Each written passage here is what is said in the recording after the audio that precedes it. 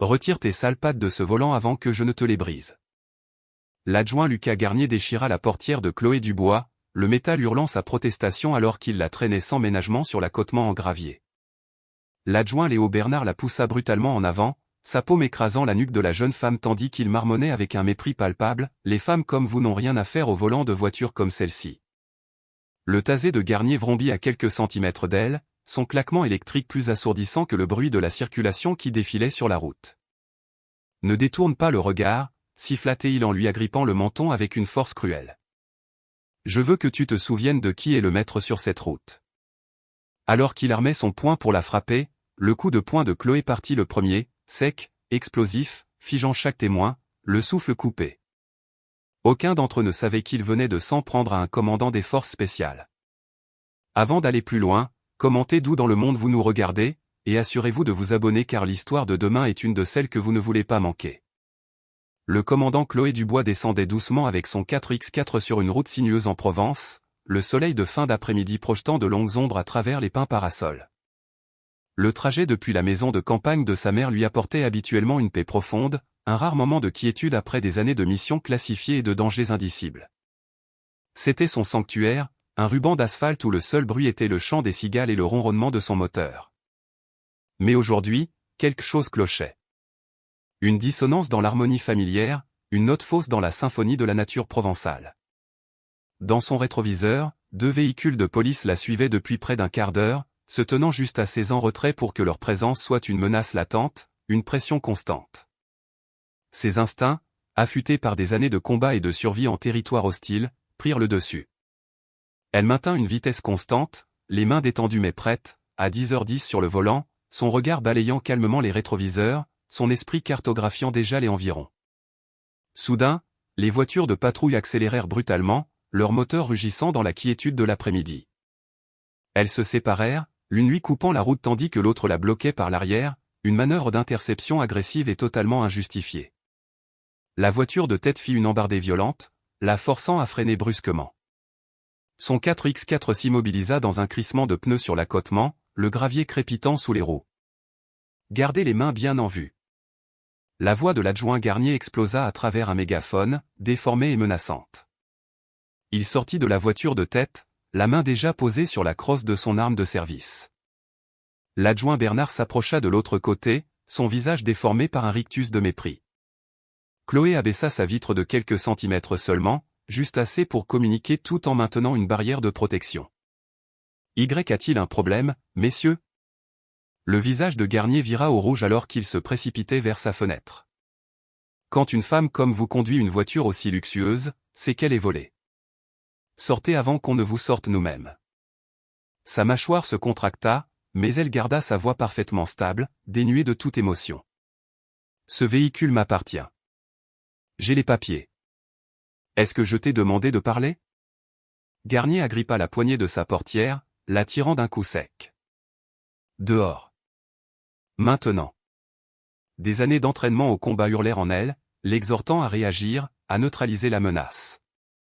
Mais Chloé se força à bouger lentement, délibérément, contrôlant chaque muscle.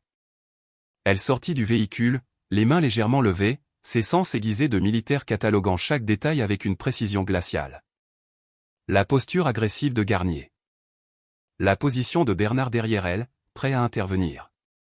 Le troisième agent qui s'approchait maintenant de la voiture de renfort, un observateur silencieux mais complice. Face au véhicule, jambes écartées. Garnier la saisit par l'épaule, la projetant violemment contre la carrosserie de son propre 4x4. L'impact lui coupa le souffle. C'est totalement inutile, déclara-t-elle calmement, sa voix à peine un murmure. Je suis officier de l'armée. Le genou de Bernard s'abattit dans ses côtes, coupant net ses paroles. Ferme ta gueule. Vous avez toujours des excuses, les gens comme vous. La fouille qui suivit ne fut qu'un prétexte à la brutalité. Des mains rugueuses la palpèrent avec une force intentionnelle, s'attardant de manière inappropriée, chaque contact une violation, une humiliation calculée. Ses instincts de combat s'embrasèrent à chaque transgression, mais elle resta immobile, analysant leur position, leur faiblesse, attendant le bon moment. Pas si dur maintenant, hein? Garnier lui tordit le bras derrière le dos, le poussant vers le haut jusqu'à ce qu'une douleur fulgurante lui traverse l'épaule. Il est temps d'apprendre le respect. Le troisième agent fit le tour, faisant craquer les articulations de ses doigts. Ce genre de personne n'apprend jamais le respect tant qu'on ne le leur enseigne pas. Chloé sentit le métal froid d'un tasé se presser contre sa nuque. La laine chaude de Garnier effleura son oreille alors qu'il grognait, peut-être que ça aidera la leçon à rentrer. Vous ne voulez vraiment pas faire ça, dit-elle doucement, son ton empreint d'une certitude absolue qui aurait dû les glacer sur place. Garnier éclata de rire. Ah ouais? Regarde-moi bien. Le tasé crépita, s'animant d'une énergie mortelle. À cet instant précis, tout changea. Avant que les électrodes ne puissent entrer en contact avec sa peau, Chloé bougea. Son coude partit en arrière avec une force écrasante, percutant le plexus solaire de Garnier. Alors qu'il se pliait en deux, le souffle coupé, elle pivota, utilisant son élan pour le projeter, visage contre le capot du 4x4. Bernard se jeta sur elle, cherchant à saisir sa matraque. Chloé s'abaissa, fauchant ses jambes avec un mouvement expert qui l'envoya s'écraser sur l'asphalte. Le troisième agent chargea, mais elle était déjà en mouvement. Elle intercepta son coup de poing désordonné, redirigea son énergie et l'envoya basculer par-dessus sa hanche. Il atterrit lourdement, l'impact chassant l'air de ses poumons. Garnier se releva en titubant, un filet de sang coulant de son nez. Il tenta de saisir son arme, mais Chloé fut plus rapide. Deux frappes précises, une à son poignet, l'autre à son genou, le laissèrent hurlant de douleur sur le sol. Bernard essaya de la prendre en étranglement par derrière. Elle répondit avec une efficacité fluide, saisissant son bras et projetant son poids vers l'avant. Il vola par-dessus son épaule, atterrissant sur le capot avec un bruit sourd qui laissa une profonde bosse dans le métal. Le troisième agent avait réussi à se remettre sur pied, mais la peur dans ses yeux montrait qu'il savait qu'il n'avait aucune chance. Il la chargea quand même, poussé par le désespoir et un orgueil blessé. Chloé accueillit sa charge avec une violence contrôlée, une combinaison de frappes qui le laissa étendu à côté de ses collègues. En moins de 30 secondes, les trois agents gisaient, gémissant, sur le bitume. Aucun n'avait réussi à lui porter un seul coup efficace. Chloé se redressa, sa respiration calme et mesurée, alors que le son des sirènes approchant emplissait l'air. Elle ne s'enfuit pas. Elle ne se cacha pas. Elle resta sur ses positions, sachant que cette confrontation était loin d'être terminée.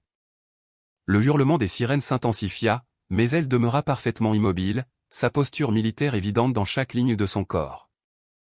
Garnier tenta de se redresser, crachant du sang sur l'asphalte. Tu vas le regretter. Non, répondit Chloé tranquillement, observant les premières unités de renfort apparaître à l'horizon. Ce n'est pas moi qui vais avoir des regrets aujourd'hui. Le soleil s'enfonçait maintenant plus bas, peignant le ciel de rouge et d'orange profond. La même route de Provence qui avait promis une promenade paisible était devenue un champ de bataille qui allait bientôt attirer plus de combattants. Alors que les sirènes se rapprochaient, Chloé se tenait prête, sachant que ce n'était que le début d'une guerre qu'elle n'avait jamais voulu, mais à laquelle elle ne se déroberait pas. Le véhicule de police du lieutenant Stéphane Moreau dérapa jusqu'à s'arrêter sur les lieux, ses phares déchirant le crépuscule grandissant. La portière claqua avec une force telle qu'elle fit sursauter les plus jeunes agents. Moreau en sortit tel un nuage d'orage, le visage congestionné de rage en inspectant ces hommes blessés, éparpillés sur l'asphalte. Qu'est-ce qui s'est passé ici, nom de Dieu?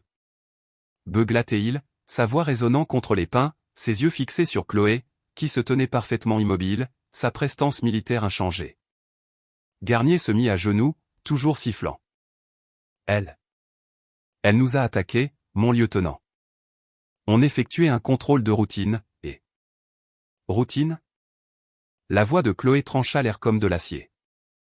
Vous m'avez extraite de mon véhicule sans motif, vous m'avez agressé et avez tenté de me taser. Moreau marcha vers elle d'un pas lourd, sa main crispée sur sa matraque. Toi, tu la fermes. J'ai 3 bons agents à terre à cause de toi. Les bons agents n'agressent pas les civils, répondit Chloé d'un ton égal. La matraque siffla dans l'air sans avertissement. La plupart des gens auraient été pris complètement au dépourvu, mais Chloé avait vu la tension dans son épaule, le léger transfert de son poids. Elle entra à l'intérieur de l'arc de son swing, déviant la matraque avec son avant-bras tout en restant juste hors de sa portée. Moreau grogna, se lançant dans une série de frappes sauvages. Chaque attaque rencontra le vide alors que Chloé se déplaçait avec une efficacité experte. Elle n'attaquait pas. Elle n'était simplement pas là où sa matraque essayait d'être. Son contrôle était parfait, ses mouvements précis. Reste tranquille. Rugit Moreau, son visage devenant de plus en plus rouge à chaque tentative ratée. Comme vos agents m'ont forcé à rester tranquille, la voix de Chloé resta calme même en redirigeant un autre coup. Pendant qu'il me donnait des coups de pied, me fouillait, me menaçait. Une petite foule s'était rassemblée sur le bord de la route. Des téléphones portables enregistraient tout, leurs écrans brillant dans le crépuscule qui s'approfondissait. Moreau les remarqua et sa fureur redoubla. « Prenez ces téléphones », ordonna-t-il. « Confisquez chaque appareil. C'est une scène de crime active. » Les agents arrivés en renfort se dirigèrent vers les témoins, mais leur attention revenait sans cesse sur Chloé. Ils avaient vu ce qu'elle avait fait à leurs collègues. Aucun ne voulait être le suivant. Moreau lança une autre attaque, visant cette fois ses genoux. Chloé attrapa la matraque en plein vol. Pendant un instant, ils restèrent figés, sa colère brute contre sa force disciplinée.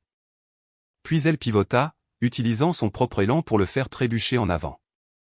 La matraque tomba sur le bitume avec un cliquetis. Elle aurait pu en finir avec lui là. Une frappe à l'arrière de sa tête, une autre à son rein. Il s'était laissé complètement exposer. Au lieu de cela, elle recula, les mains légèrement levées. Ça suffit, lieutenant. Nous savons tous les deux que ce contrôle était illégal. Illégal ? Moreau se redressa, essayant de masquer sa respiration lourde. La seule chose illégale ici, c'est l'agression de policiers. Arrêtez-la, maintenant. Les agents de renfort hésitèrent, regardant leurs collègues tomber, puis la posture calme de Chloé. La peur et le devoir se livraient bataille sur leur visage. Je ne résisterai pas, dit Chloé clairement, gardant ses mains visibles. Mais tout le monde ici sait ce qui s'est réellement passé. Deux agents s'approchèrent finalement, leurs mouvements raides de tension. Ils lui saisirent brutalement les bras, mais elle ne se débattit pas alors qu'il les tirait derrière son dos. Les menottes se refermèrent avec une force inutile. Vous êtes en état d'arrestation pour agression sur des agents de la force publique, résistance à l'arrestation et tentative de meurtre, cracha Moreau en récupérant sa matraque. Il s'approcha, sa voix baissant jusqu'à un murmure. Vous n'avez aucune idée de ce que vous venez de commencer. Alors qu'il la conduisait vers une voiture de patrouille, Chloé observa Moreau diriger ses hommes. Sécuriser la scène. Je veux chaque téléphone, chaque caméra, et que quelqu'un découvre ce qui est arrivé à nos enregistrements de caméras embarqués. Le trajet jusqu'au commissariat départemental fut tendu. Chloé était assise en silence à l'arrière, observant tout à travers la grille de séparation. Les agents à l'avant ne cessaient de la regarder dans le rétroviseur, leur nervosité évidente dans chaque mouvement saccadé. Au commissariat, sa procédure d'enregistrement fut menée avec une lenteur délibérée. Chaque étape semblait conçue pour maximiser l'inconfort et l'humiliation. Malgré tout, elle maintint son calme, recueillant des informations. Elle nota quels agents évitaient son regard, lesquels semblaient mal à l'aise avec la situation, et lesquels suivaient les ordres de Moreau sans poser de questions. Depuis sa position au service des gardes à vue, elle pouvait voir Moreau dans son bureau, orchestrant la dissimulation. Des agents entraient et sortaient, chacun partant avec des tâches spécifiques. L'un emportait les disques durs des caméras embarquées. Un autre commença à taper ce qui serait sans aucun doute un rapport falsifié. Les systèmes informatiques ont des problèmes, annonça un agent à voix haute. On risque de perdre quelques fichiers ce soir. Le sourire de Moreau était glacial. Ces choses arrivent. La technologie n'est jamais fiable. Ils la placèrent dans une cellule de détention à l'écart des autres détenus. Les murs en béton étaient froids, le banc en métal inflexible. Chloé s'assit avec une posture parfaite, son entraînement lui permettant de trouver du confort dans l'inconfort. Elle avait survécu à des conditions pires dans des territoires bien plus hostiles. Des pas lourds s'approchèrent. Moreau apparut au barreau, son visage affichant une expression suffisante. Il avait retrouvé son sang-froid, apparemment confiant dans sa capacité à contrôler le récit. « Aucun juge dans ce département ne croira votre histoire », dit-il en tapant sa matraque contre les barreaux. Ce sera votre parole contre celle de 3 agents respectés. Et maintenant, regardez-vous. Juste une autre délinquante violente dans une cellule. Les néons du plafond bourdonnaient alors que 2 agents conduisaient Chloé à travers la zone d'enregistrement. Ses muscles étaient endoloris par le banc en métal dur, mais elle gardait sa posture droite, son visage impassible.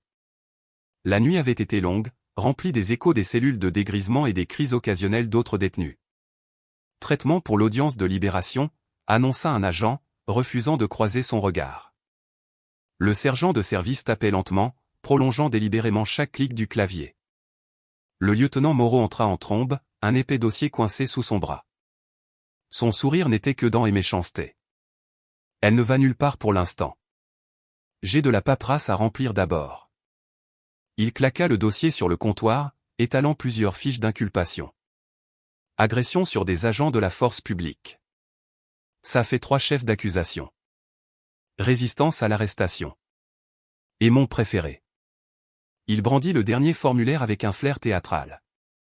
Tentative de meurtre. C'est absurde, dit Chloé tranquillement, notant comment plusieurs agents à proximité se sentirent mal à l'aise. Vraiment ? La voix de Moreau dégoulinait d'une fausse préoccupation. Les adjoints Garnier et Bernard racontent une histoire différente. Comment vous avez explosé de violence lors d'un contrôle de routine ? Comment vous avez utilisé des attaques de style militaire qui auraient pu les tuer ? Ils sont tous les deux à l'hôpital, d'ailleurs, grâce à vous. Je veux mon appel téléphonique, dit Chloé. Et je demande un avocat. Oh, certainement. Nous sommes très attachés à la procédure ici. Le rire de Moreau était rauque. Contrairement à certaines personnes qui pensent pouvoir agresser des agents sans conséquence. L'appel téléphonique fut bref.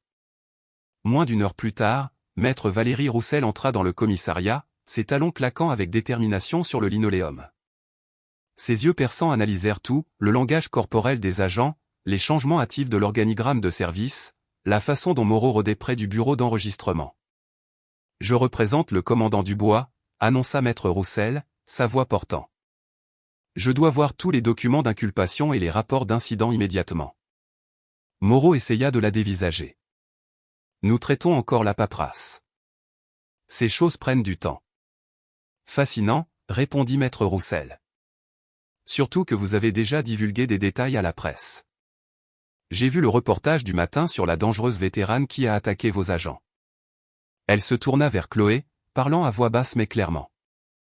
Ce département a l'habitude de protéger les agents violents. 8 incidents similaires au cours de la dernière année seulement, tous étouffés, mais ils n'ont jamais essayé de piéger quelqu'un avec vos états de service. Les enregistrements de la caméra embarquée vont éclaircir tout ça, dit Chloé. Le sourire de maître Roussel était sinistre. Laissez-moi deviner. Difficultés techniques. Panne de matériel. Moreau intervint. Vraiment dommage. Mais nous avons les déclarations sous serment de 3 agents sur son attaque non provoquée. 3 déclarations identiques, j'en suis sûr, répliqua maître Roussel. Nous allons demander une surveillance fédérale. Le schéma des violations des droits civiques dans ce service est trop clair pour être ignoré. Pendant que maître Roussel se disputait avec Moreau sur les conditions de la caution, Chloé observait les opérations du commissariat. Elle nota quels agents manipulaient les preuves, lesquels géraient les ordinateurs, qui avaient accès aux enregistrements de sécurité. Chaque détail était une information précieuse. À travers les fenêtres du commissariat, elle pouvait voir des camionnettes de chaînes d'information se rassembler. Un journaliste faisait déjà un direct, désignant le bâtiment. Sur la télévision de la salle de pause, un présentateur local lisait un communiqué. Des sources au sein du service décrivent la suspecte comme mentalement instable, souffrant peut-être de stress post-traumatique. Ils font tout pour contrôler le récit, murmura maître Roussel en revenant avec les papiers de libération.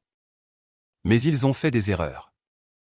Le moment de la soumission des rapports, les enregistrements manquants, l'escalade des accusations, tout cela montre une coordination.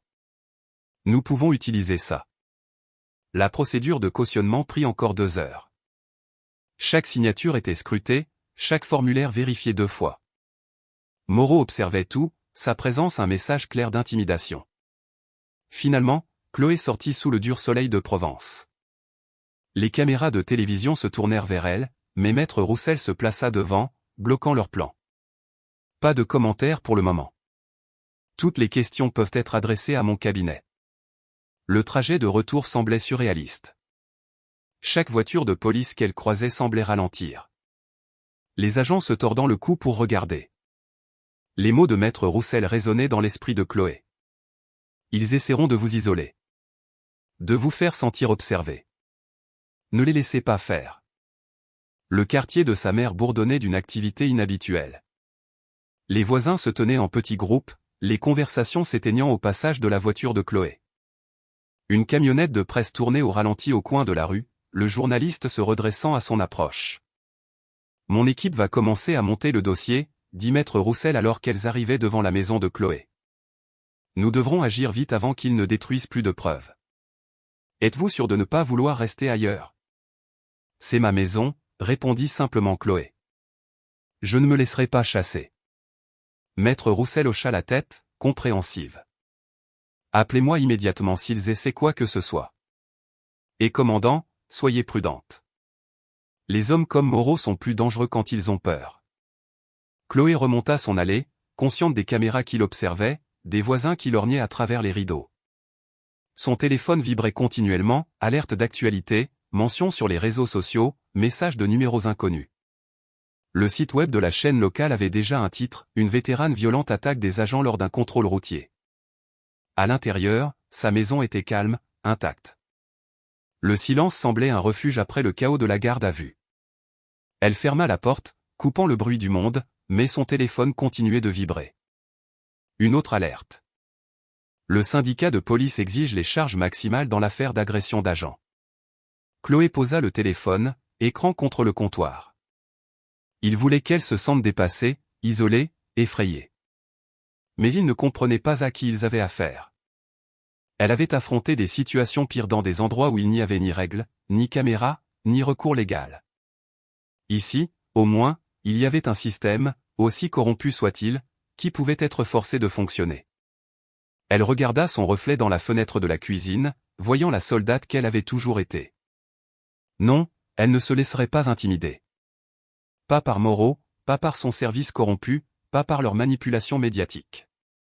Ils avaient commencé ce combat en pensant qu'elle était une cible facile. Ils étaient sur le point d'apprendre à quel point ils avaient tort. Le ciel du matin était bas et menaçant alors que Chloé sortait de son allée. Les camionnettes de presse avaient finalement disparu, mais elle repéra une voiture de police garée 2 rues plus bas, mal cachée derrière le chêne d'un voisin. Il n'essayait même plus d'être discret. Son téléphone vibra avec un message de maître Roussel. « Rendez-vous au cabinet dès que possible. Le contact fédéral a accepté de nous entendre. » Chloé vérifia ses rétroviseurs, notant une autre voiture de patrouille qui avait démarré derrière elle 3 virages plus tôt. Ils devenaient négligents dans leur surveillance, ce qui signifiait qu'ils devenaient désespérés. Le parking souterrain près du cabinet de maître Roussel, en centre-ville, se dressait devant elle, ses niveaux de béton s'élevant comme une forteresse dans la lumière grise du matin. Chloé choisit le 3e niveau, à l'écart des voitures éparpillées aux étages inférieurs. Alors qu'elle se garait, ses instincts affûtés enregistrèrent plusieurs détails. L'écho de bottes sur le béton, le reflet de mouvement dans les vitres des voitures garées, le positionnement délibéré de véhicules près de la rampe de sortie. Elle sortit de sa voiture, clé en main. « Je sais que vous êtes là », lança-t-elle, sa voix portant à travers le niveau vide. « Passons-nous des simagrées. » 4 adjoints sortirent de derrière des piliers et des véhicules. Elle reconnut l'adjoint Jules Dumont du service d'enregistrement, son jeune visage crispé par la nervosité. Les autres étaient plus âgés, plus durs. Tous portaient des matraques, et leur posture indiquait clairement que ce n'était pas une visite officielle. « Le lieutenant a dit que vous pourriez causer des problèmes », grogna le plus grand des adjoints, tapotant sa matraque contre sa jambe. « Il a dit qu'on devait s'assurer que vous compreniez comment les choses fonctionnent ici. Point avant que vous ne rencontriez ces fédéraux, » ajouta un autre, la contournant par la gauche. Des accidents arrivent tout le temps dans les parkings, surtout aux gens qui ne savent pas quand se taire. Chloé resta immobile, analysant les distances, les positions, les angles. Ils avaient mal planifié cela, trop dispersés, trop concentrés sur le blocage des sorties plutôt que sur la coordination de leur attaque. Des erreurs d'amateurs qui allaient leur coûter cher. Dernière chance de partir, offrit-elle, sachant qu'il ne la saisirait pas. Dumont chargea le premier, désireux de faire ses preuves. Son coup de matraque était large, télégraphié. Chloé entra à l'intérieur de sa portée, redirigeant son élan contre une berline garée. L'impact cabossa la portière et le laissa haletant. Les autres attaquèrent ensemble, mais sans coordination. Chloé se déplaçait entre les piliers de béton, utilisant la structure elle-même comme bouclier et comme arme. Une matraque frappa le béton là où sa tête se trouvait. Elle saisit l'arme, la tordant ainsi que son porteur pour le projeter contre la charge d'un autre adjoint. Ils se heurtèrent violemment, jurant et trébuchant. Chloé saisit le moment pour neutraliser Dumont, qui tentait de se relever. Une frappe précise à son genou le fit retomber, suivi d'un coup contrôlé sur le plexus nerveux de son épaule. Il s'effondra, conscient, mais incapable de reprendre le combat. Agression fédérale, maintenant, siffla un adjoint en sortant un tasé. Tu ne fais qu'aggraver les choses. Chloé attrapa son poignet alors que le tasé crépitait, dirigeant les électrodes dans la poitrine de son partenaire. L'homme convulsa et tomba. Avant que l'adjoint au tasé ne puisse réagir, elle lui fracassa le bras contre un pilier, envoyant l'arme cliqueter sur le béton. Le plus grand adjoint la chargea, essayant de la coincer contre une voiture. Chloé utilisa son élan, y ajoutant une projection de hanche qui l'envoya déraper sur la surface rugueuse. Il se releva en roulant, crachant du sang, et chargea de nouveau. Cette fois, elle l'accueillit avec la matraque de son partenaire tombé, frappant des points de pression en succession rapide. Il tomba lourdement, serrant son bras paralysé. L'adjoint restant recula, cherchant maladroitement sa radio. Chloé combla la distance en 2 pas, bloqua sa main avant qu'il ne puisse presser le micro, et le désarma avec une clé de poignet qui le laissa agenouiller de douleur. « Reste à terre », ordonna TL, appliquant juste assez de pression pour faire passer le message. « À moins que tu ne veuilles expliquer au médecin comment tu t'es luxé l'épaule tout seul. » Le garage résonnait de gémissements et de respirations saccadées. Chloé sortit son téléphone, documentant la scène méthodiquement, les armes qu'ils avaient laissées tomber, les positions des adjoints, les dommages au véhicule. Elle envoya tout à Maître Roussel avec un bref message. Tentative d'agression dans le parking. 4 adjoints ont besoin de nettoyage. Dumont essaya de parler à travers des dents serrées de douleur. Vous ne comprenez pas. Il nous tuera si on ne vous arrête pas. Alors vous auriez dû réfléchir un peu plus pour qui vous travaillez, répondit Chloé en vérifiant l'état de chaque adjoint. Aucun n'avait de blessure mortelle, mais il ne manierait plus de matraque de sitôt. Des bruits de pas résonnèrent depuis le niveau inférieur. Des civils attirés par le bruit. Quelqu'un était déjà au téléphone avec les services d'urgence, sa voix portant. Il y a une bagarre dans le parking. Envoyez la police. Chloé rassembla les armes tombées, les arrangeant clairement pour les photographies. Plus de preuves de leur tentative d'embuscade. Plus de preuves du désespoir du service. Les premières sirènes se firent entendre au loin alors qu'elles se dirigeaient calmement vers la rampe de sortie. Les adjoints restèrent là où ils étaient tombés, comprenant peut-être enfin l'ampleur de leur erreur. Leurs gémissements et leurs jurons la suivirent dans les passages en béton. Elle se déplaçait d'un pas régulier, sans hâte, sa respiration contrôlée. Les ombres du garage firent place à la lumière grise du jour. Les sirènes devinrent plus fortes, approchant de plusieurs directions. Bientôt, ce niveau serait envahi de secouristes et de plus de forces corrompues de moraux. Mais elle avait accompli ce dont elle avait besoin. L'attaque était documentée. Les adjoints étaient neutralisés sans blessure permanente. Et plus important encore, ils avaient prouvé jusqu'où le service irait pour la faire taire. Le vent qui se levait portait le son de plus de sirènes alors que Chloé émergeait dans la rue. Des gyrophares rouges et bleus se reflétaient sur les bâtiments voisins.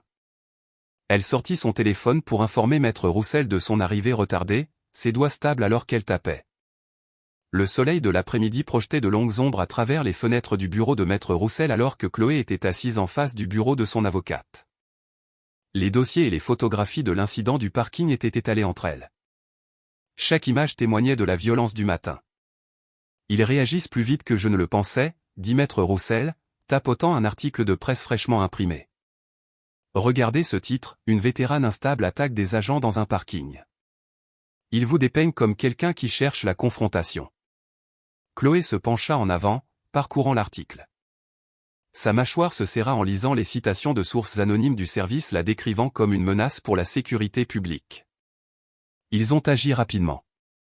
Moreau est plus malin qu'il n'en a l'air, admit Maître Roussel en feuilletant d'autres papiers.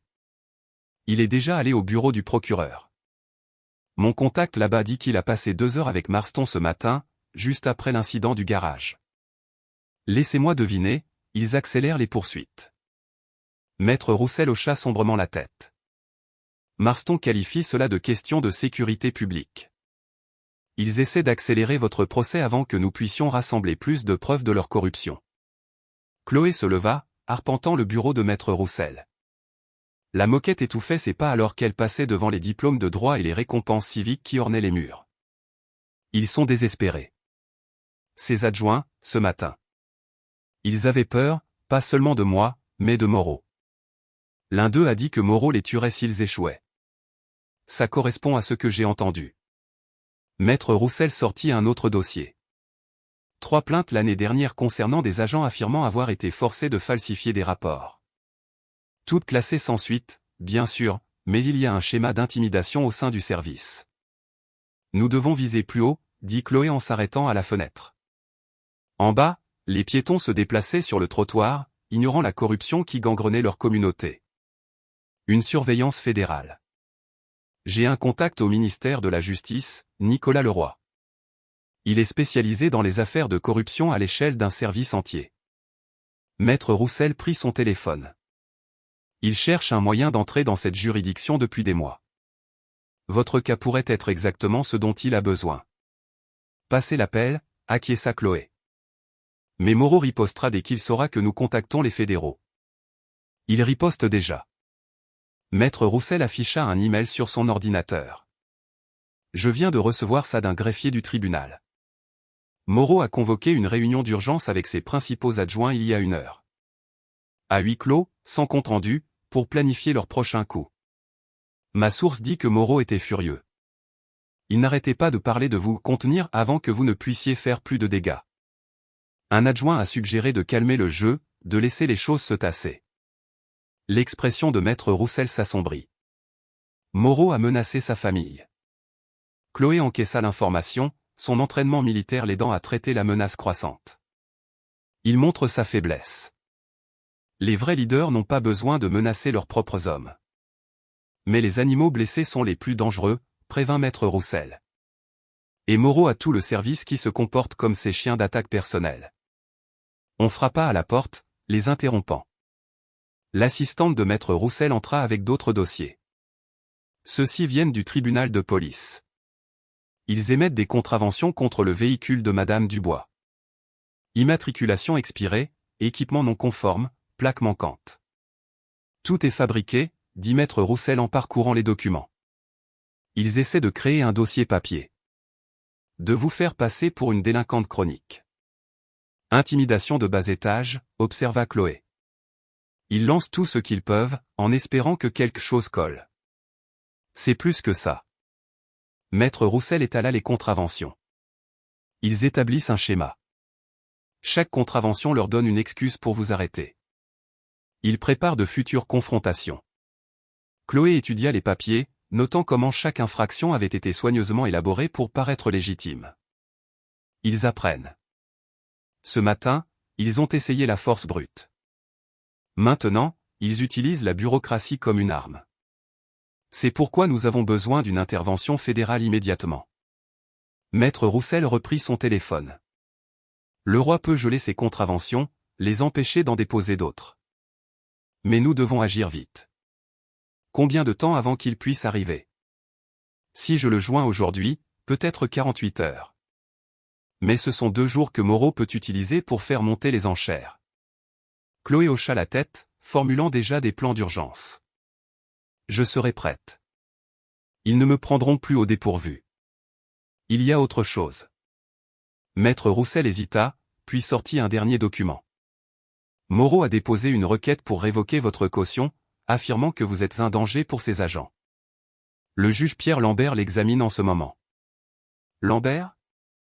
N'est-ce pas celui qui joue au golf avec Marston? Tous les dimanches. L'expression de Maître Roussel était sombre.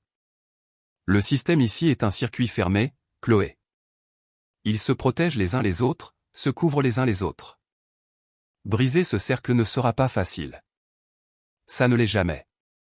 Chloé rassembla ses affaires, se préparant à partir. Mais des systèmes comme celui-ci ont des points faibles. Il suffit de les trouver. Le trajet de retour fut tendu. Chloé vérifiait constamment ses rétroviseurs à la recherche de voitures de police, mais le service semblait garder ses distances pour l'instant. Alors qu'elle s'engageait dans son allée, le soleil couchant peignait sa maison d'orange profond et d'ombre. Les contraventions étaient collées sur sa porte d'entrée, plusieurs feuilles flottant dans la brise du soir, un rappel pointu qu'il pouvait l'atteindre n'importe où, même ici. Chloé les retira une par une, notant à quel point elles semblaient officielles, à quel point elles avaient été soigneusement conçues pour paraître légitimes. Debout sur le seuil de sa porte, elle étudia sa rue tranquille. Quelque part là dehors, Moreau planifiait son prochain coup. D'autres adjoints subissaient des pressions pour tremper dans la corruption. D'autres innocents risquaient de devenir des cibles. Ce qui avait commencé comme un simple contrôle routier avait évolué en quelque chose de bien plus grand. Il ne s'agissait plus seulement de se défendre. Il s'agissait de dénoncer un système pourri de l'intérieur, de protéger une communauté qui ne réalisait même pas à quel point la corruption était profonde. L'air du soir se rafraîchit alors que l'obscurité s'installait. Chloé se tenait immobile, les contraventions à la main, sentant le poids du combat à venir. Démanteler tout un système corrompu ne serait ni rapide ni facile, mais elle avait déjà affronté des situations pires. Les enseignes au néon des bières jetaient une lueur maladive sur le parking du bistrot du coin alors que Chloé cigarait. Le soleil se couchait derrière le bâtiment, peignant le ciel de violet et d'orange profond. Elle avait choisi ce moment avec soin. Le changement de service signifiait qu'un maximum d'agents hors service seraient présents. Le bistrot du coin était un bar de flics depuis des décennies. L'enseigne en bois au-dessus de la porte était usée par le temps, à peine lisible dans l'obscurité croissante. Chloé prit une profonde inspiration, se recentra et poussa la lourde porte. L'effet fut immédiat. Les conversations s'interrompirent en pleine phrase. Les têtes se tournèrent, les regards se firent étroits. L'endroit empestait la bière éventée et l'hostilité. Au moins 15 agents hors service occupaient divers tables et tabourets de bar, tous désormais concentrés sur sa présence. Chloé se dirigea avec un calme délibéré vers le bar, sentant le poids de leur regard. Le barman, un homme costaud aux tempes grisonnantes, s'approcha avec une réticence visible. « De l'eau » dit-elle simplement. Il posa un verre devant elle sans un mot, puis se retira à l'autre bout du bar où un groupe d'agents se serrait, parlant à voix basse. Chloé ne se retourna pas. Elle n'en avait pas besoin.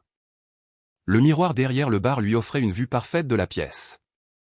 L'adjoint Bernard était assis à une table d'angle avec 4 autres agents, le visage rougi par l'alcool. Sa voix portait clairement dans l'espace désormais silencieux. « J'ai dit à Moreau de ne pas s'inquiéter. Le juge Lambert le couvre.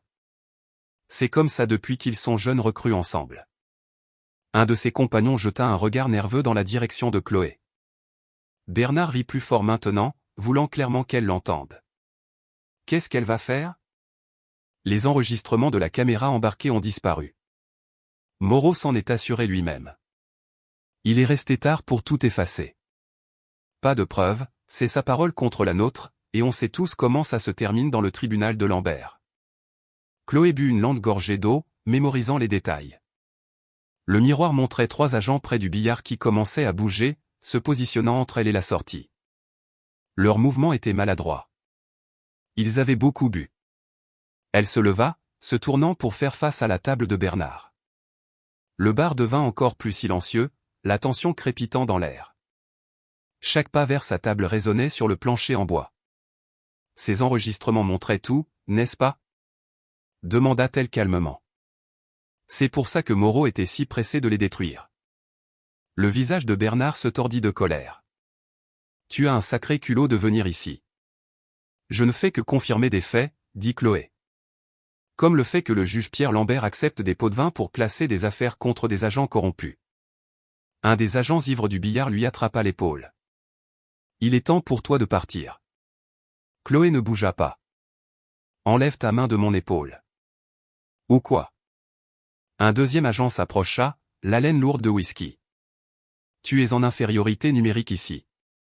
Dernier avertissement, dit Chloé tranquillement. Le troisième agent se jeta en avant, essayant de lui saisir le bras. Chloé se décala, redirigeant son élan.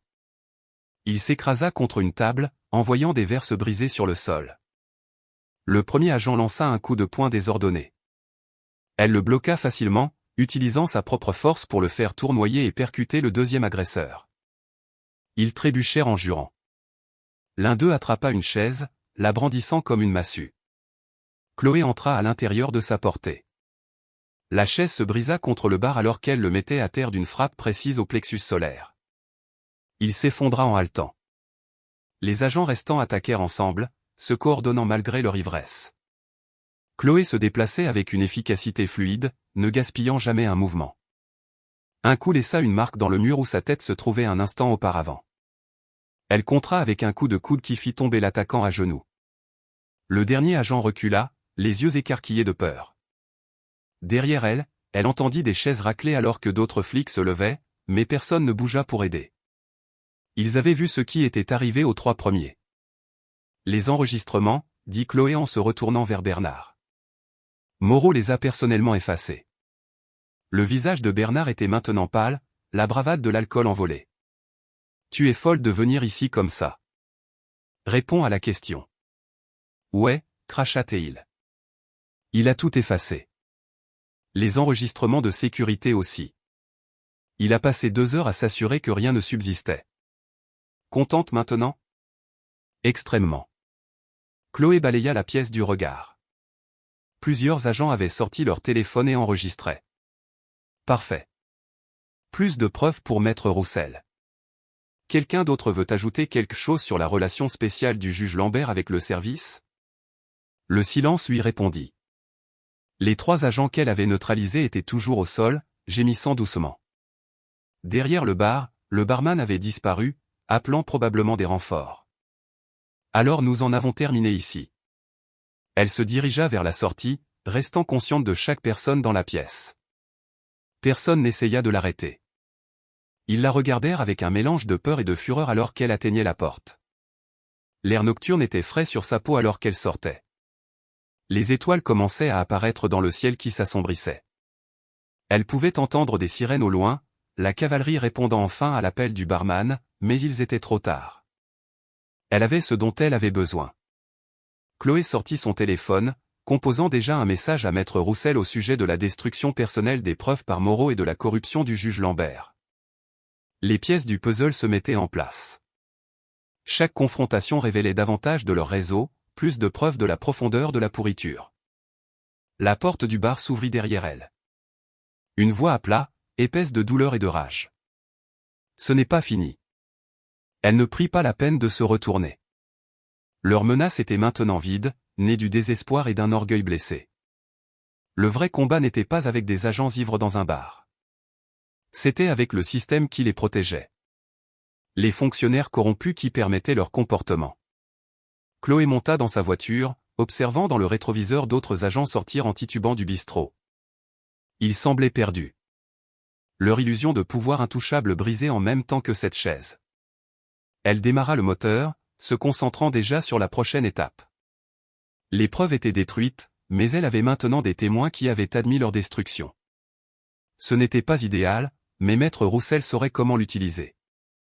Les sirènes devinrent plus fortes alors qu'elle s'éloignait du bar, laissant derrière elle une scène de meubles cassés, d'égos meurtris, et les premières vraies fissures dans le mur du silence du service. Le soleil matinal projetait de longues ombres sur la route déserte alors que Chloé se dirigeait vers le cabinet de Maître Roussel.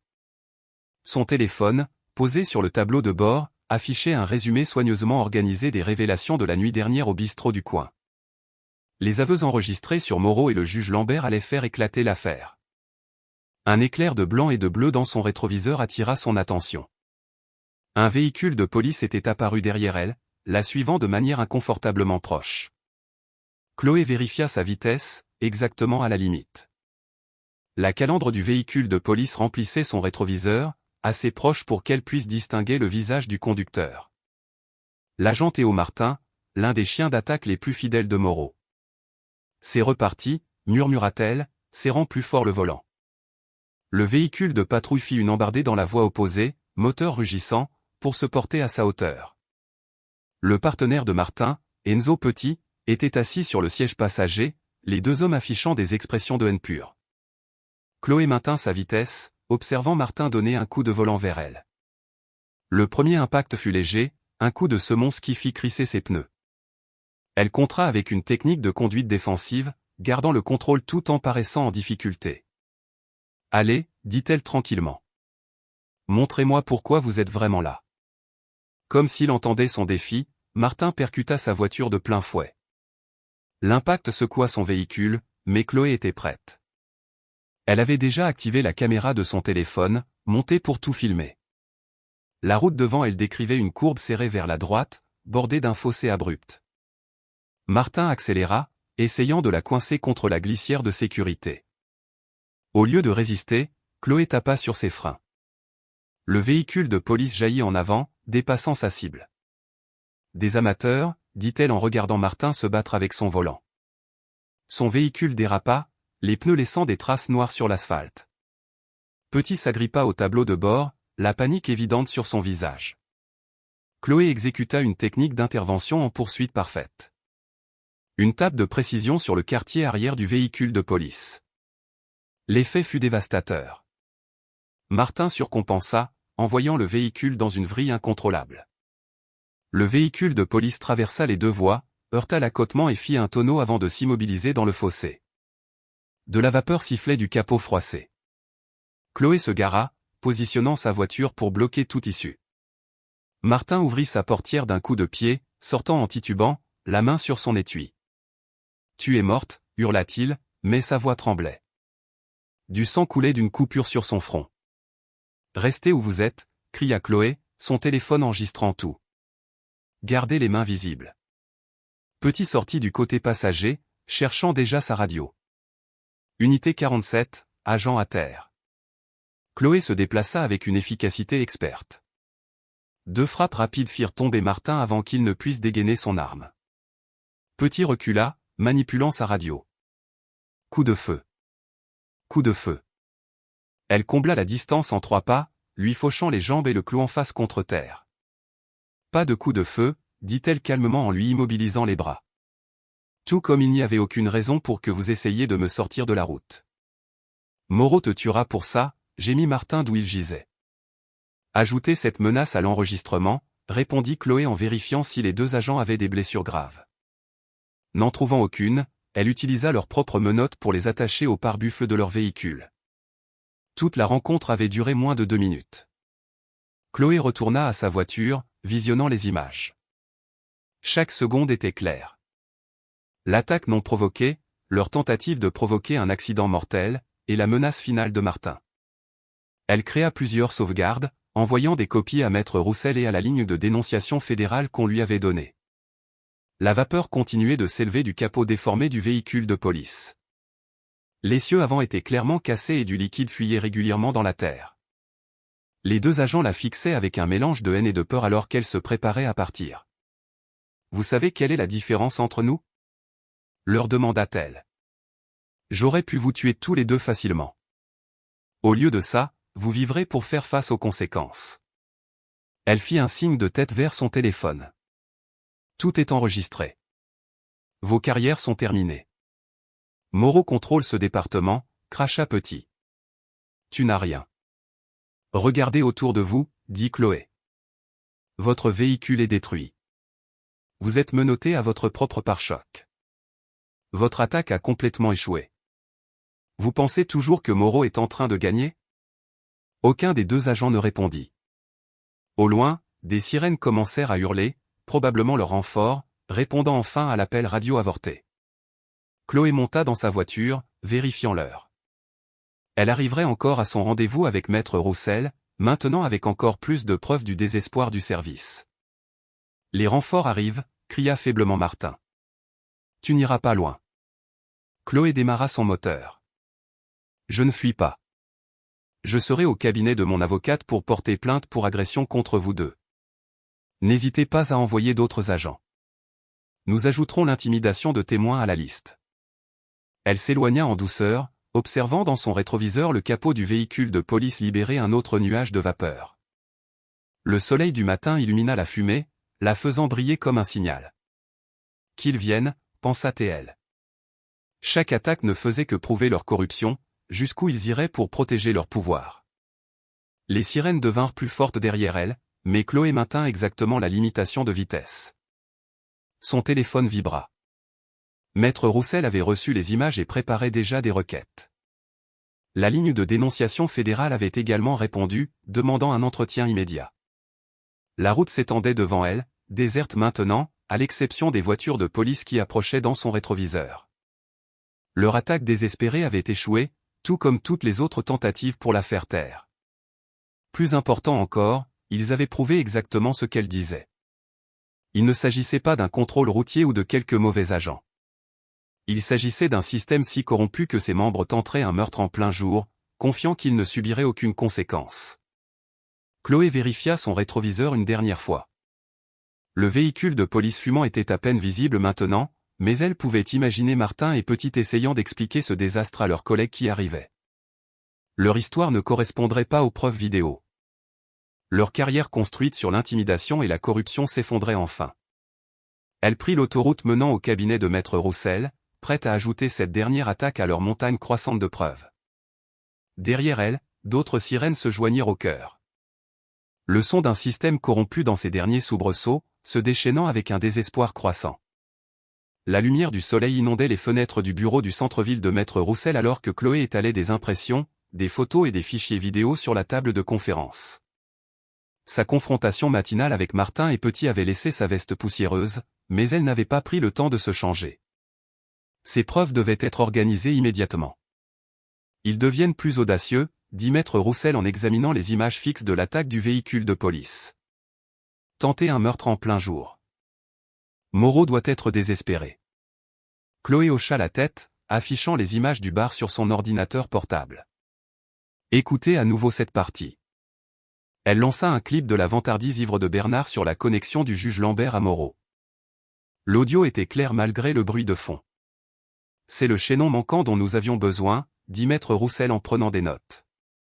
Ça prouve que la corruption dépasse le service. Elle s'interrompit alors que quelqu'un frappait à la porte du bureau. Ce doit être notre contact fédéral. L'inspecteur Nicolas Leroy entra, son costume impeccable malgré la chaleur provençale. Il portait un épais dossier et arborait une expression de colère contenue. « Commandant Dubois, dit-il en lui tendant la main. J'ai passé la matinée à examiner vos preuves. Je m'excuse. Il a fallu une tentative de meurtre pour attirer notre attention. Appelez-moi Chloé, répondit-elle en scrutant son visage à la recherche de tout signe de loyauté envers le service. Elle n'en trouva aucun, juste une détermination professionnelle. J'ai ouvert une enquête officielle, dit Leroy en étalant ses propres dossiers. Votre documentation est exceptionnelle. Précision militaire dans les notes, angle de caméra multiples, chaîne de possession claire, il tapota les photos des blessures de son contrôle routier initial. Mais c'est le schéma qui m'inquiète le plus. Ce n'est pas de la brutalité aléatoire. C'est systématique. Maître Roussel afficha plus de dossiers sur son ordinateur. Nous avons identifié des cas similaires remontant à 5 ans, tous impliquant le lieutenant Moreau ou des agents sous son commandement. Tous ciblant des conducteurs maghrébins, tous avec des preuves mystérieusement disparues. Sauf que cette fois, ajouta Chloé, ils ont choisi quelqu'un qui pouvait se défendre et savait comment tout documenter. Leroy hocha sombrement la tête. Mon équipe a visité le commissariat ce matin. La panique a été immédiate. Plusieurs agents ont soudainement demandé des congés. D'autres ont commencé à déchiqueter des dossiers jusqu'à ce que nous les arrêtions. Moreau était là. Demanda Maître Roussel. Il est parti dès qu'il a vu nos insignes, mais pas avant que nous n'ayons sécurisé les systèmes informatiques. Leroy ouvrit son dossier, révélant des captures d'écran de mails internes. Votre contrôle routier n'était pas spontané, commandant. Ils ont suivi votre véhicule pendant des jours, planifiant la confrontation. Moreau a personnellement sélectionné les agents impliqués. Chloé sentit sa mâchoire se contracter. Parce que je suis maghrébine et que je conduis une belle voiture? En partie, mais aussi parce qu'ils vous avaient observé rendre visite à votre mère.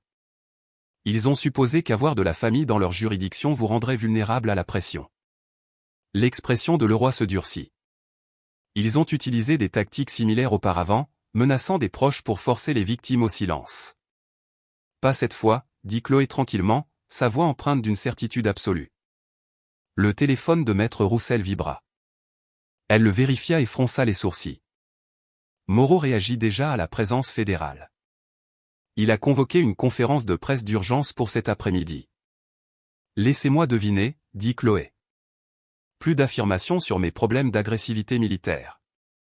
Pire, répondit maître Roussel. Il essaie de vous faire passer pour une terroriste intérieure. Il dit que votre entraînement au combat fait de vous une menace pour la sécurité publique.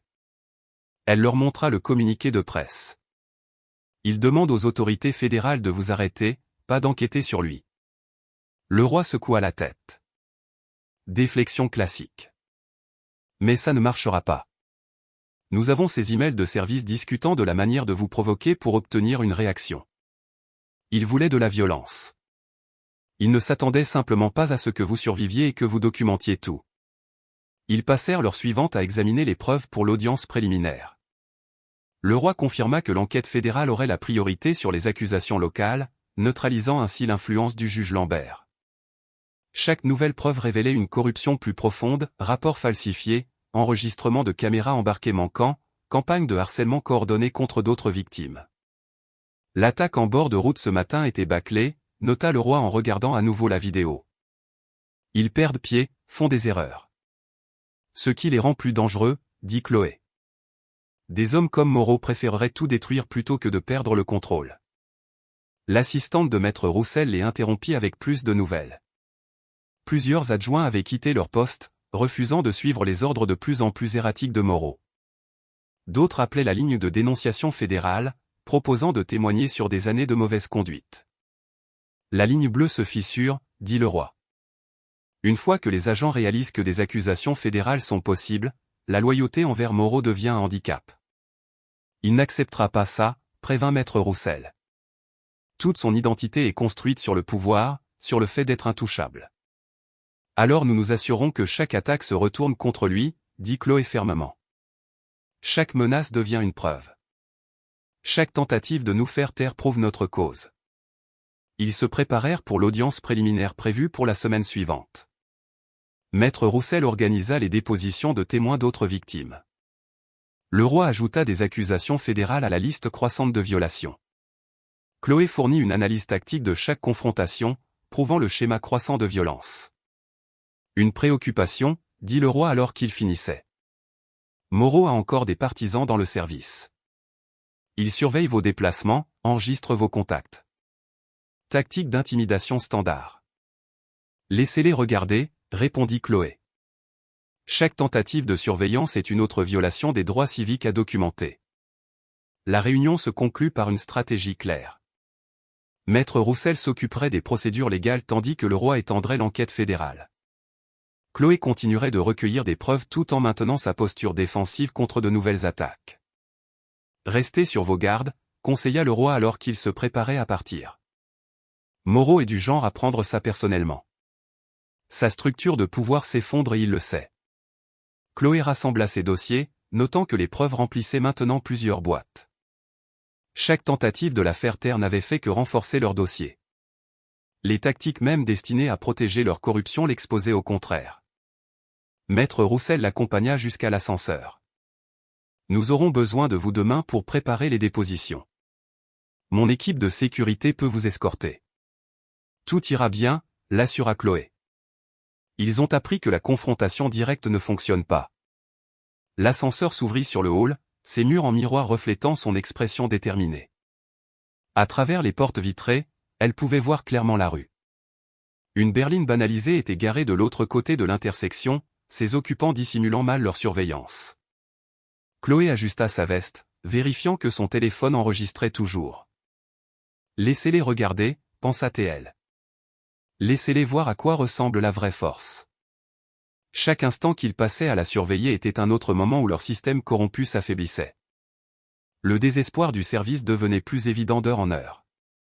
Leur pouvoir, construit sur des décennies d'autorité incontrôlée, faisait enfin face à de réelles conséquences.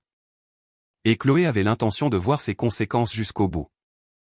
Les bancs en bois craquèrent sous le poids des spectateurs alors que Chloé entrait dans la salle d'audience bondée. Chaque siège était occupé, des gens se tenant contre le mur du fond. La nouvelle de l'implication fédérale avait attiré des journalistes, des militants des droits civiques et d'innombrables citoyens ayant subi des abus similaires. Maître Roussel marchait à ses côtés, sa mallette remplie de preuves. L'inspecteur Leroy était assis à une table séparée, sa présence ajoutant un poids fédéral au débat.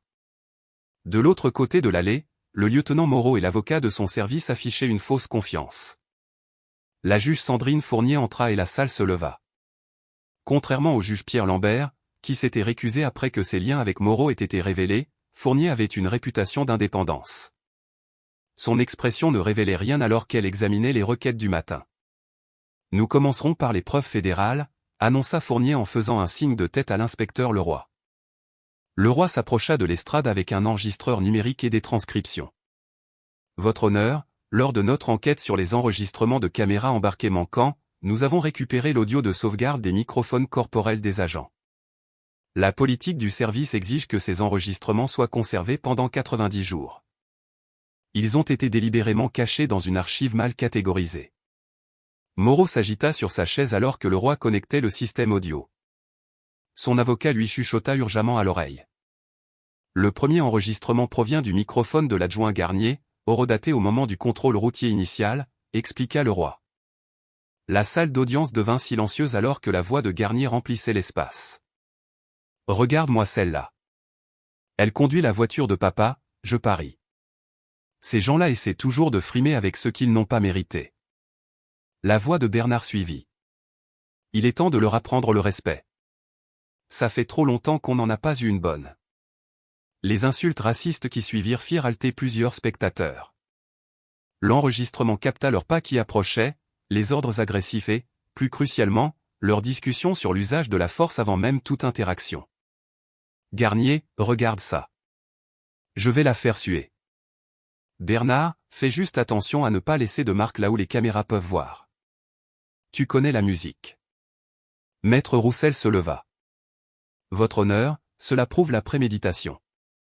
Les agents prévoyaient d'utiliser une force excessive avant tout contact avec ma cliente. » L'avocat du service objecta, affirmant que les enregistrements auraient pu être modifiés. La juge Fournier rejeta immédiatement l'objection. Le laboratoire de police scientifique fédérale a authentifié ces enregistrements, déclara Leroy. Nous avons un audio continu provenant des appareils de plusieurs agents. Il lança un autre extrait, le moment où ils avaient sorti Chloé de son véhicule. Les bruits d'impact étaient clairs, ainsi que leurs commentaires moqueurs sur le fait de la remettre à sa place. L'enregistrement capta les avertissements calmes de Chloé, suivis du bourdonnement distinct du tasé de Garnier. Plusieurs jurés reculèrent visiblement face au langage et aux menaces des agents. Même l'expression neutre de la juge Fournier se fissura légèrement. L'accusation a inculpé le commandant Dubois d'agression sur agent et de résistance à l'arrestation, s'adressa maître Roussel au tribunal. Ces enregistrements prouvent qu'elle a agi en état de légitime défense contre une attaque orchestrée, motivée par un préjugé racial. Le visage de Moreau était devenu rouge vif. Ses mains agrippaient le bord de la table jusqu'à ce que ses jointures blanchissent. Leroy présenta plus de preuves. Des emails internes montrant le schéma du service de cibler les conducteurs maghrébins. Le témoignage d'agents qui avaient démissionné plutôt que de participer aux combines de Moreau. Des données prouvant la destruction systématique de preuves. Votre honneur, tenta l'avocat du service, ces enregistrements ont été obtenus sans. Ils ont été obtenus grâce au protocole d'enquête fédéral standard, le coupa la juge Fournier. Et ils révèlent une conduite profondément troublante de la part des forces de l'ordre. Chloé observait attentivement Moreau. Son sang-froid s'effritait. L'image d'autorité soigneusement construite qu'il avait maintenue pendant des décennies se dissolvait en temps réel. La juge Fournier examina à nouveau les transcriptions. Sur la base de ces preuves, je rejette les accusations d'agression sur un agent et de résistance à l'arrestation. Les actions du commandant Dubois constituent clairement de la légitime défense contre un usage excessif de la force et des violations des droits civiques. Une vague de chuchotements parcourut la salle d'audience. Moreau bondit sur ses pieds. « C'est n'importe quoi !» cria-t-il. « Elle a attaqué mes agents. On ne peut pas laisser ces gens. » Lieutenant Moreau. La voix de la juge Fournier claqua comme un fouet. « Contrôlez-vous ou vous serez placé en détention pour outrage à la cour. » Votre choix de mots est révélateur. Maître Roussel se leva. « Votre honneur, étant donné les preuves claires de violation des droits civiques, nous demandons le rejet de toutes les accusations restantes contre ma cliente. » Accordé, répondit Fournier sans hésitation. De plus, Je réfère cette affaire à la division des droits civiques du ministère de la Justice pour une enquête supplémentaire. La galerie éclata en murmures. Des années d'abus incontrôlés faisaient enfin face à des conséquences. Chloé resta calme, mais à l'intérieur, elle sentit le premier vrai soulagement depuis cette nuit sur la route. Moreau sortit en trombe, bousculant les journalistes. Son avocat le suivit, prenant déjà ses distances avec l'effondrement. Commandant, s'adressa la juge Fournier directement à elle. Je m'excuse pour l'épreuve que vous avez endurée. Ce tribunal a manqué à son devoir de protéger les citoyens contre l'abus de pouvoir. Chloé hocha respectueusement la tête. Merci, votre honneur. Après le départ de la juge, des sympathisants entourèrent Chloé et maître Roussel. Le roi les rejoignit, son expression habituellement sévère légèrement adoucie. Ce n'est que le début, dit-il tranquillement. L'enquête fédérale va se poursuivre. D'autres victimes se manifestent. Bien, répondit Chloé. Tout le système a besoin d'être exposé. Ils se frayèrent un chemin dans les couloirs du palais de justice, passant devant les caméras et les microphones. Maître Roussel s'occupa des questions de la presse pendant que Chloé se dirigeait d'un pas régulier vers la sortie. Le soleil de midi était chaud et purifiant alors qu'elle sortait. Pour la première fois depuis le contrôle routier, elle sentit le poids se lever. Pas complètement, il y aurait d'autres batailles à mener. Mais le vent avait tourné. La vérité perçait enfin à travers des décennies de silence et d'intimidation. Debout sur les marches du palais de justice, Chloé regarda les citoyens se rassembler, partageant les histoires de leurs propres rencontres avec les abus du service. Chaque personne qui prenait la parole ajoutait une autre fissure au mur d'impunité que Moreau avait construit. Maître Roussel la rejoignit à l'extérieur. La décision de la juge ouvre la porte à des poursuites civiles. D'autres victimes peuvent maintenant se manifester avec un précédent juridique solide. Chloé hocha la tête, sentant la brise chaude et regardant d'autres membres de la communauté arriver pour montrer leur soutien.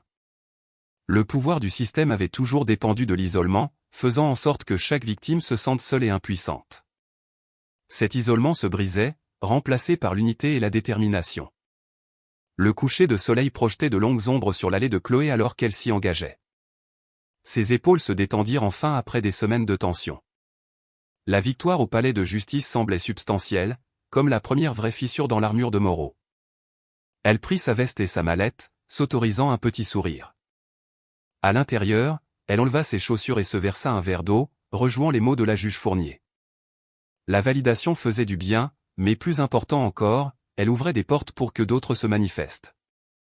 Peut-être que le système pouvait changer, même lentement. Son téléphone vibra, le numéro de sa mère s'affichant à l'écran. Mais ce n'était pas la voix de sa mère qui répondit. C'était sa voisine, Madame Taylor, parlant d'un ton paniqué. « Chloé, ils sont là. 4 voitures de patrouille. Ils entrent dans la maison de ta maman en ce moment même. » Le verre glissa de la main de Chloé, se brisant sur le carrelage de la cuisine. « Quoi? Qui est là? » Les services de gendarmerie. Ils parlent d'accusations d'obstruction, de falsification de preuves. Ta maman était juste assise sur son porche. Ils sont si brutaux avec elle. Chloé était déjà en mouvement, attrapant ses clés. Appelez le cabinet de maître Roussel. Dites-leur exactement ce qui se passe. J'arrive. Elle n'avait pas atteint sa voiture que son téléphone explosa de notifications. Alerte d'actualité, message texte, mention sur les réseaux sociaux, tous portant des variations du même titre, commandant des forces spéciales, son passé violent exposé. Question sur sa stabilité mentale. Ses mains devinrent froides alors qu'elle ouvrait le premier lien. Il y avait sa photo de service à côté de détails de missions soigneusement sélectionnés qui avaient été tordus pour la dépeindre comme instable et dangereuse. Des informations classifiées sur son travail de contre-terrorisme avaient été divulguées et délibérément déformées. L'article citait des sources anonymes du service la décrivant comme entraînée à des tactiques létales et potentiellement instables à cause du stress du combat. Ils avaient même déterré les noms des coéquipiers qu'elle avait perdus, utilisant leur mort pour suggérer qu'elle nourrissait des problèmes de rage profond. Son téléphone sonna de nouveau. Maître Roussel cette fois. Il vous crucifie sur toutes les chaînes, dit Maître Roussel sans préambule. Moreau doit avoir des relations dans le renseignement militaire. Cette fuite vient de haut. Ils ont ma mère. La voix de Chloé était tendue. 4 voitures de patrouille chez elle. Je sais. J'ai des gens qui y vont maintenant. Mais Chloé, c'est coordonné. Ils essaient de détruire votre crédibilité avant. Des coups bruyants à la porte les interrompirent. À travers sa fenêtre, Chloé vit des équipes de tournage s'assembler sur sa pelouse. Des camionnettes de presse se garaient en double fil le long de sa rue tranquille. Ils sont là aussi, dit-elle à maître Roussel. N'engagez pas la conversation. Ne répondez à rien. Ils essaient de provoquer une réaction qu'ils pourront utiliser contre vous. Les coups devinrent des martèlements. Les flashs des appareils photo illuminaient ses fenêtres alors que les journalistes se pressaient contre les vitres, criant des questions. Commandant Dubois, est-il vrai que vous avez été renvoyé pour usage excessif de la force? Votre expérience du combat vous a-t-elle poussé à attaquer ces agents? Êtes-vous actuellement sous suivi psychiatrique? Chloé s'éloigna des fenêtres, son entraînement tactique prenant le dessus alors qu'elle évaluait les lignes de vue et les vulnérabilités. La maison semblait soudainement exposée, comme une cible sous un projecteur. Son téléphone s'alluma avec un autre appel. Madame Taylor de nouveau. Ils lui ont mis les menottes, Chloé. Ta maman pleure, mais ils ne me laissent pas l'approcher. Ils disent qu'elle a détruit des preuves, mais elle n'a rien fait. Les mains de Chloé se crispèrent. Est-ce qu'elle est blessée? Ils lui ont saisi les bras si brutalement. Elle n'arrêtait pas de demander ses médicaments pour le cœur, mais ils ne l'ont pas laissé les prendre. Restez avec elle si vous le pouvez. J'envoie mon avocate. Plus de coups à sa porte. Plus de questions criées. Son téléphone vibrait constamment d'alertes d'actualité, chaque titre pire que le précédent. Commandant décoré ou justicière dangereuse. La violence suit Dubois, un schéma d'incidents agressifs. Source, l'unité de Dubois a subi de lourdes pertes sous son commandement. Elle se déplaça dans sa maison qui s'assombrissait, éteignant les lumières pour qu'il soit plus difficile pour les caméras de voir à l'intérieur. Les questions des journalistes devinrent plus pointues, plus provocatrices. Perdre votre équipe vous a-t-il fait craquer? Les agents avaient-ils raison de craindre pour leur sécurité? Une personne avec votre entraînement devrait-elle être autorisée à vivre librement? Le téléphone de Chloé vibra avec un message de maître Roussel. Votre mère est en cours de traitement à la prison départementale. Moreau a signé lui-même le mandat. Je travaille sur la caution maintenant. Un autre message suivit. Attention. Ils vous dépeignent comme instable. Ils veulent que vous réagissiez mal. Ne leur donnez rien. Chloé s'effondra sur son canapé dans l'obscurité, sentant les murs se refermer sur elle. Tout ce qu'elle avait construit, chaque sacrifice qu'elle avait fait. Moreau transformait tout en munitions. Son service, ses pertes, son dévouement à la protection des autres. Il les avait transformés en armes contre elle. Les journalistes à l'extérieur continuaient de crier leurs questions conçues pour blesser. Avez-vous aimé blesser ces agents comme vous blessiez les combattants ennemis? Combien de personnes sont mortes sous votre commandement? Êtes-vous un danger pour le public? Elle pensa à sa mère, terrifiée et seule dans une cellule de prison, privée de ses médicaments. Pensa à ses coéquipiers, leur mémoire transformée en ragots de tabloïd. Pensa à chaque personne que Moreau avait jamais maltraitée, sachant qu'il se croyait intouchable. L'obscurité semblait lourde alors que Chloé restait assise, immobile, laissant la vérité s'installer dans sa poitrine. Le système ne s'arrêterait pas. Il continuerait à venir, à blesser les gens qu'elle aimait, à déformer la réalité jusqu'à ce qu'elle soit détruite. À moins qu'elle ne le détruise en premier. Les flashs des appareils photo continuaient à l'extérieur, illuminant son salon de sursaut violent. Mais Chloé les remarquait à peine maintenant. Son esprit basculait déjà, analysant les schémas et les faiblesses, identifiant les points de pression dans le réseau de corruption de Moreau. Elle avait essayé de jouer la défense, d'essayer de travailler au sein du système. Cette approche n'avait fait que mettre sa mère en prison et transformer son service en scandale. L'obscurité l'enveloppa comme une cape tactique alors qu'elle restait assise, absolument immobile, laissant la rage concentrer ses pensées en une précision froide. Elle avait déjà combattu le mal systémique. Elle savait comment démanteler les réseaux hostiles. Et elle n'avait jamais perdu quand la mission comptait vraiment. La lumière du soleil matinal traversait les stores de la chambre de Chloé, projetant des ombres zébrées sur ses murs nus. Elle n'avait pas dormi, n'avait même pas essayé. La nuit avait été consacrée au traitement des informations, à la cartographie des connexions, à l'identification des points faibles du réseau de Moreau. Sa mère était toujours en détention, privée de caution sur des accusations manifestement forgées de toutes pièces. Le cirque médiatique continuait à l'extérieur, bien que la foule se soit réduite à seulement 2 camionnettes de presse persistantes. Leur présence n'avait plus d'importance. Elle avait fini de jouer la défense. Chloé suivit sa routine matinale avec une précision mécanique. Douche froide, barre protéinée, café noir. Son état d'esprit tactique s'était pleinement engagé, traitant cela comme n'importe quel autre réseau hostile à démanteler. Elle rangea ses dossiers de preuves dans une mallette sécurisée, enregistrement, horodatage, déposition de témoins, dossiers financiers qu'elle avait obtenus par des canaux parallèles.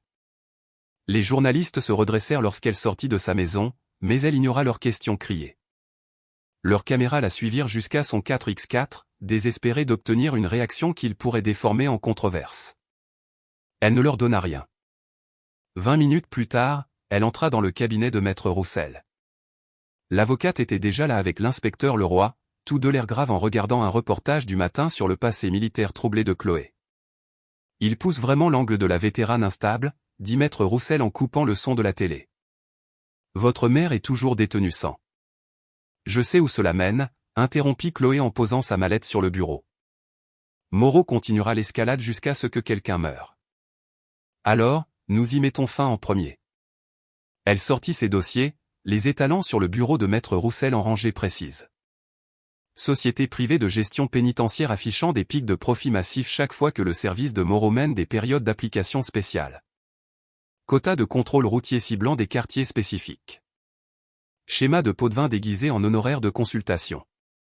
Leroy prit l'un des documents, les sourcils haussés.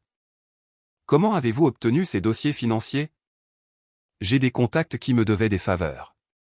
Tout est authentifié. Chloé tapota un autre dossier. 3 ans d'enregistrement de caméras embarquées que Moreau prétendait avoir accidentellement effacées.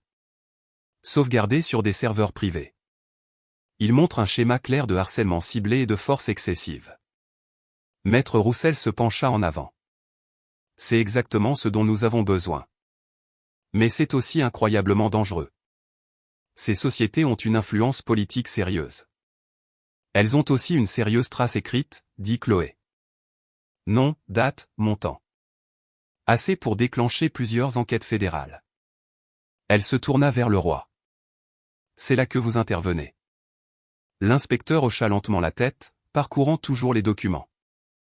Ce niveau de coordination entre les forces de l'ordre et les prisons privées. C'est de la corruption systémique. Mais Chloé, si nous agissons sur ce point, ils n'essaieront pas seulement de vous discréditer. Ils essaieront de vous éliminer. Ils le font déjà. La voix de Chloé était d'acier. Mais maintenant nous avons la preuve du pourquoi. Montrez-leur combien d'argent ils se font sur de fausses arrestations.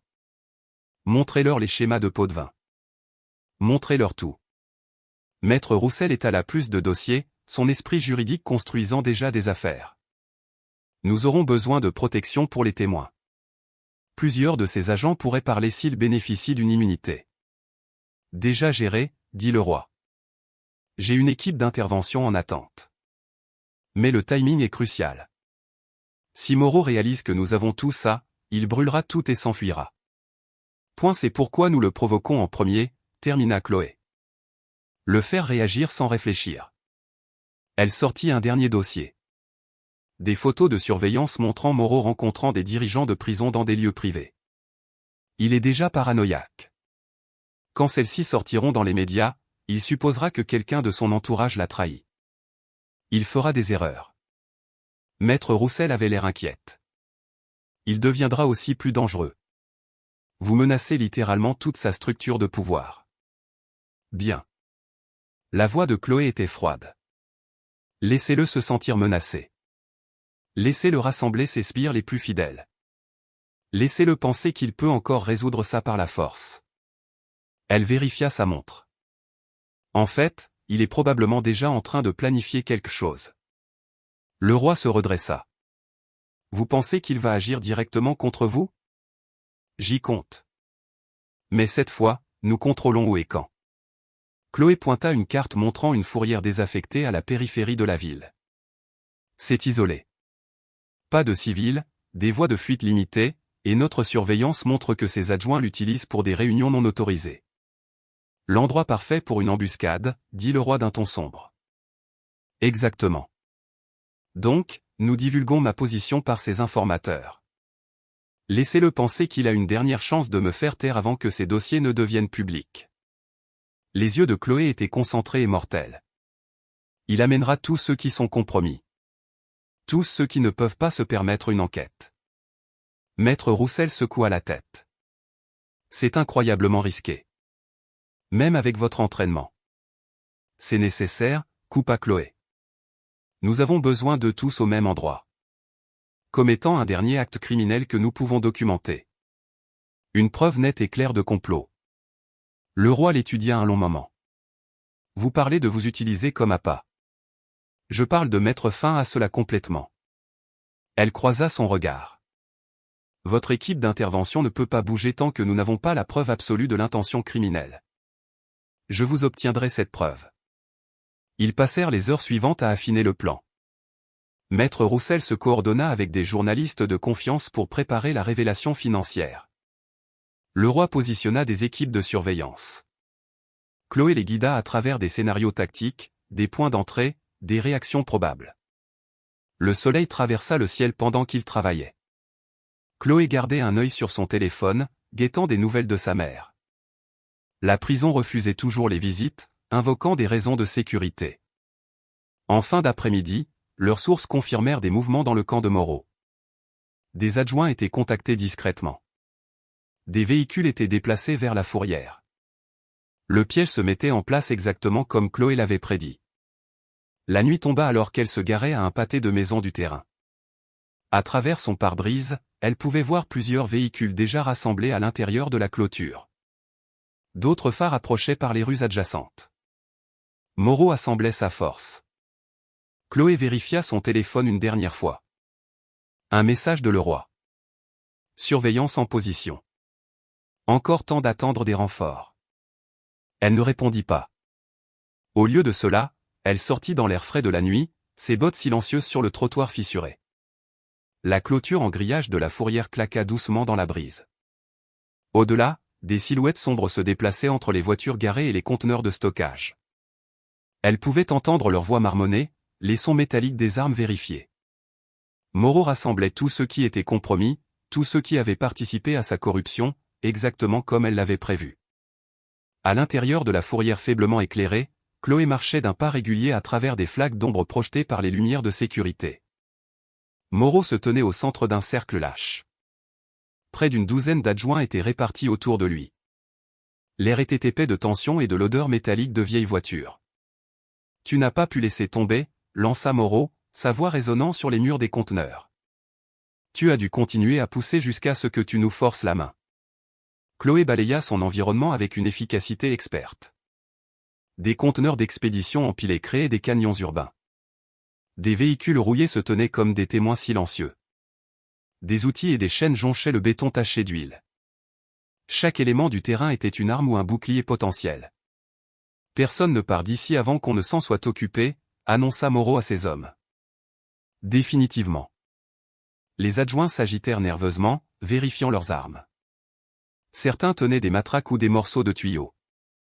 D'autres serraient de lourdes chaînes. Quelques-uns avaient les mains planant près de leurs armes de service. Leur souffle formait des nuages dans l'air froid de la nuit. « Dernière chance de partir », dit Chloé calmement. « Quiconque part maintenant reste en dehors de la liste des inculpés. » Un jeune adjoint, à peine plus qu'une recrue, fit un pas incertain en arrière. Moreau se tourna vers lui. « Tu bouges, ta carrière est finie », siffla-t-il. « Tous ceux qui sont ici sont engagés. Pas de retour en arrière. » L'adjoint se figea, la peur visible même dans la pénombre. Chloé nota sa position. Il hésiterait dans le combat, créant une brèche dans leur cercle. « Prenez-la », ordonna Moreau. Le premier adjoint chargea, faisant tournoyer une lourde chaîne. Chloé entra dans son arc de cercle avec une grâce fluide, attrapa son poignet et le tordit. La chaîne tomba sur le sol alors qu'il s'effondrait en criant de douleur. Elle l'envoya valser dans l'obscurité d'un coup de pied. Cela brisa la tension. Les adjoints se ruèrent sur elle sous plusieurs angles, armes levées. Chloé se déplaça comme de l'eau, chaque mouvement s'enchaînant au suivant. Un coup de matraque siffla près de sa tête alors qu'elle esquivait. Elle attrapa le bras de l'attaquant, utilisant son élan pour le projeter sur deux autres. Le métal résonna contre le métal alors qu'un tuyau heurtait le conteneur derrière elle. Chloé pivota, enfonça son coude dans le plexus solaire de l'adjoint, puis se poussa sur lui pour éviter une chaîne qui visait ses jambes. Le combat s'étendit. Les adjoints se dispersant pour l'encercler. Chloé recula vers un conteneur de stockage, analysant les angles et les distances. 3 adjoints s'approchèrent de front, essayant de la coincer. Au lieu de battre en retraite, elle posa un pied sur le côté du conteneur, se propulsa vers le haut et attrapa le bord. D'un mouvement fluide, elle se hissa sur le toit, prenant le dessus. « Ne la laissez pas rester là-haut !» cria Moreau. « Descendez-la !» 2 adjoints grimpèrent de part et d'autre du conteneur. Chloé attendit qu'ils soient engagés dans leur ascension, puis piétina durement les doigts de l'un d'eux. Il tomba en arrière avec un cri. L'autre réussit à poser une main sur le dessus. Elle attrapa son poignet et le tira vers l'avant, l'envoyant rouler sur la surface du conteneur. En bas, les adjoints tournaient comme des loups, cherchant des angles d'attaque. Certains essayèrent de lancer des outils et des débris. Chloé esquiva une clé à molette, la laissant s'écraser derrière elle. L'élévation lui donnait de précieuses secondes pour étudier leur positionnement. Moreau avait reculé, coordonnant l'assaut. 4 adjoints gardaient les coins du conteneur. 3 autres s'étaient répartis avec des chaînes et des tuyaux, prêts à frapper si elle descendait. La recrue restait en retrait, clairement incertaine. Un adjoint avec une matraque réussit à grimper par derrière. Chloé entendit ses bottes sur le métal et pivota. Il frappa sauvagement, déséquilibré sur la surface inégale. Elle bloqua avec son avant-bras, immobilisa son bras armé et utilisa son élan vers l'avant pour le jeter du conteneur. Il s'écrasa sur 2 autres en bas. « Utilisez vos armes à feu !» hurla Moreau, perdant son sang-froid. Le son de plusieurs étuis s'ouvrant résonna dans la fourrière. Chloé était déjà en mouvement. Elle courut le long du bord du conteneur alors que les premiers coups de feu éclataient. Des balles ricochaient sur le métal. Au coin, elle attrapa une chaîne suspendue et se balança vers le bas, mettant le conteneur entre elle et les adjoints armés. Dans l'ombre en dessous, elle trouva la chaîne qu'elle avait repoussée plus tôt. Enroulant une extrémité autour de son poing, elle attendit que des bruits de bottes s'approchent des 2 côtés. Les adjoints se déplaçaient plus prudemment maintenant, coordonnant leurs attaques. Une matraque fut enfoncée dans l'obscurité, essayant de la débusquer. Chloé l'attrapa avec la chaîne, tira fort et désarma son propriétaire. Un autre adjoint plongea sous le conteneur avec un tuyau levé. Elle redirigea sa frappe dans le métal au-dessus, l'impact engourdissant ses mains. Des cris et des jurons emplirent l'air alors que d'autres adjoints convergeaient. Chloé sortit de sa couverture en roulant, la chaîne fouettant pour emmêler les jambes d'un adjoint. Il bascula en avant alors qu'elle se relevait, l'utilisant comme bouclier contre les autres. Quand 2 se ruèrent sur elle ensemble, elle poussa son captif contre eux et s'éloigna en tournoyant. Le combat se déplaça à travers des flaques de lumière et d'ombre. Chloé bougeait constamment, ne les laissant jamais la coincer. Elle utilisait le terrain sans pitié, projetant les attaquants contre les conteneurs, les faisant trébucher sur des débris, les forçant à se regrouper dans des espaces étroits où ils se gênaient mutuellement. La recrue trouva finalement son courage et chargea avec un morceau de tuyau. Chloé le désarma presque gentiment, puis le repoussa. « Reste à terre », conseilla-t-elle. « Ce n'est pas ton combat. » Il recula en rampant, les yeux écarquillés de peur et de soulagement. Moreau criait tout seul, essayant de coordonner ses forces restantes. La moitié de ses adjoints étaient déjà à terre, soignant des os cassés, des articulations tordues, ou simplement peu enclins à se relever. Les autres hésitaient, leur confiance brisée. Chloé sauta sur une voiture accidentée, les chaînes toujours serrées dans une main.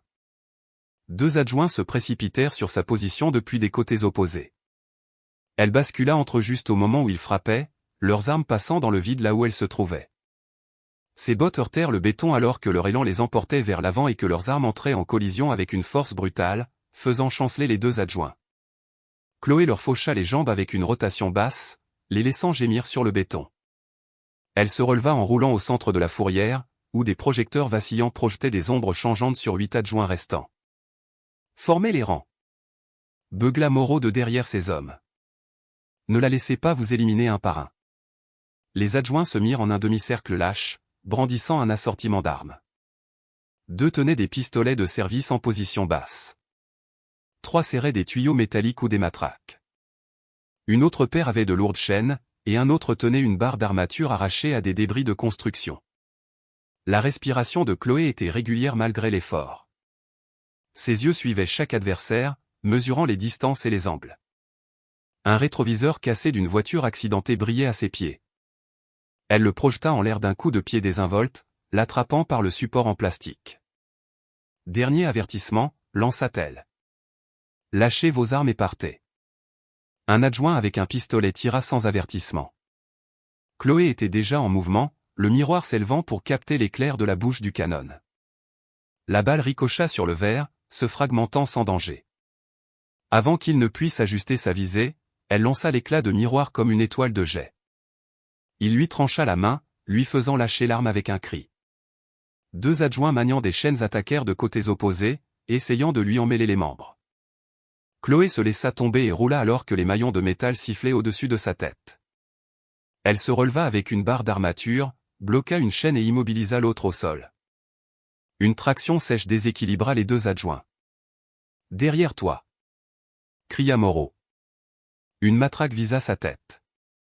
Chloé leva la barre d'armature en un blocage précis. L'impact brisa la matraque en bois, envoyant des éclats voler. Elle inversa sa prise et enfonça l'extrémité de la barre dans la poitrine de l'adjoint, le repoussant, haletant. Le deuxième tireur essaya de tourner pour avoir un tir clair. Chloé attrapa l'adjoint le plus proche et le projeta à travers le pare-brise d'une voiture. Le verre explosa vers l'extérieur, forçant le tireur à se protéger les yeux. Elle combla la distance en une fraction de seconde, lui arracha son arme et lui brisa la crosse sur la mâchoire. « Elle n'est pas humaine !» cria quelqu'un. « La ferme et bats-toi !» rugit Moreau. Les adjoints restants attaquèrent comme un seul homme, le désespoir les rendant imprudents. Chloé se déplaça à travers leur assaut comme l'eau contourne les rochers. Un tuyau effleura son épaule. Elle l'attrapa, le tordit et envoya son porteur s'étaler. Une chaîne s'enroula autour de son avant-bras. Elle tira son propriétaire dans un coup de genou qui le laissa nauséeux.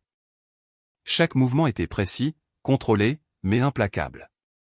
Elle utilisa leurs propres armes contre eux, transforma leurs attaques en ouverture. Un adjoint frappa haut avec la barre d'armature. Elle esquiva en dessous, attrapa son poignet et guida la barre de métal dans le genou d'un autre attaquant. Les 2 tombèrent en hurlant.